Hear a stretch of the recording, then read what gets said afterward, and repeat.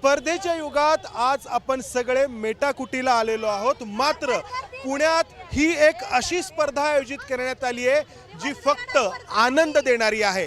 अर्थात ही स्पर्धा आहे आंबे खाण्याची। पुण्यातील महाराष्ट्र नवनिर्माण सेनेच्या पदाधिकाऱ्यांकडून बालगंधर्व रंगमंदिरामध्ये ही स्पर्धा आयोजित करण्यात आली आहे आणि या स्पर्धेत जो जास्तीत जास्त आंबा खाईल त्याला बक्षीस मिळणार आहे। हे बालगोपाळ ही मुलं या लहान चिमुरड्या जास्तीत जास्त आंबा खाण्याचा प्रयत्न करतायत। नुकतीच या स्पर्धेला सुरुवात झाली आहे। एक काय नाव आहे तुझं? आरुष। आरुष, आरुष पटपट खा। किती वेळात त्याला संपवायचंय?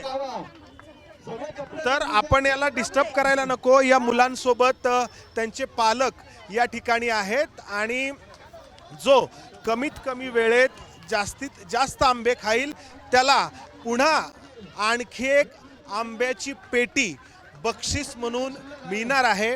या स्पर्धेचे आयोजक रवी सहाने आपल्या सोबत आहेत। रवी भाऊ, कितवं वर्ष आहे या स्पर्धेचं? या स्पर्धेचं 17वं वर्ष आहे आणि ही स्पर्धा आम्ही मुलांना आनंद मिळण्यासाठी ही स्पर्धा घेत असतो। काय या स्पर्धेचे निकष आहेत? किती मिनिटांमध्ये किती आंबे खायचे? या स्पर्धेमध्ये 30 ते 35 जण सहभाग घेतात। आपण प्रत्येकाला 3-3 आंबे देतो। या 3 आंब्याला 3 मिनिटं देतो। 3 मिनिटांत जो पण पहिला खाईल त्याचा आपण 1 नंबर निवडतो आणि सगळ्यात महत्त्वाचं म्हणजे मुलांना आनंद मिळावा हेच एक उद्देश आहे यामागचं।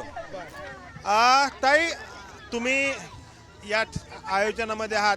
आज आंबा काय डझनने विकला जातोय? तुम्ही स्पर्धा घेताय।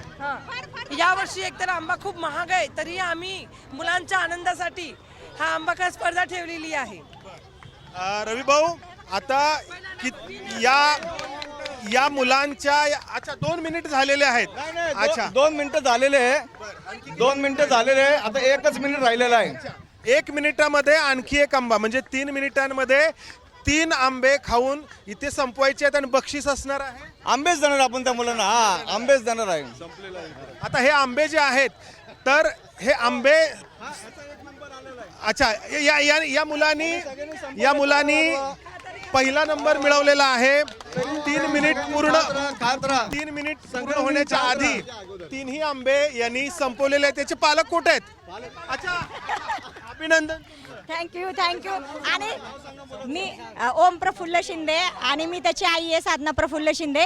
खरं तर हा आनंद केवळ आरतीताई सहाने आणि रवी भाऊ सहाने यांच्यामुळे आम्हाला घेता येतो। आणि घरी पण असेच आंबे खातो का?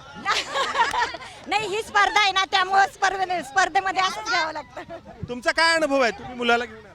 मला खूप छान वाटतंय। यांना बघून आम्हाला आमच्या लहानपणीची आठवण झाली आहे। तुझा कितवा आंबा आहे हा? तिसरा। अच्छा, तुला आवडतात आंबे? हो।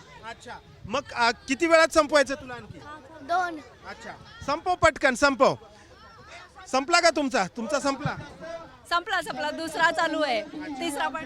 तर आता अच्छा काय हे काय निकष आहे? जास्त रंगवले तिला पण माझ्याकडे 1 डझन आंबे। हे बघा, हिचा चेहरा बघा, हिचा हात बघा, म्हणून हिचं विशेष कौतुक केलं जात आहे। अधिक ही रंगली आहे या आंब्यामध्ये। तर अशी ही आंबे खाण्याची स्पर्धा गेली 17 वर्ष पुण्यामध्ये आयोजित केली जाते। मुलांना तर आनंद आहेच, त्याचबरोबर पालक देखील या स्पर्धेच्या निमित्ताने लहानपणाचा अनुभव या ठिकाणी प्राप्त करतायत। आजच्या स्पर्धेच्या युगात जगात काय सुरू आहे या सगळ्या विचारांच्या चिंतेमध्ये प्रत्येक जण बेहाल आहे।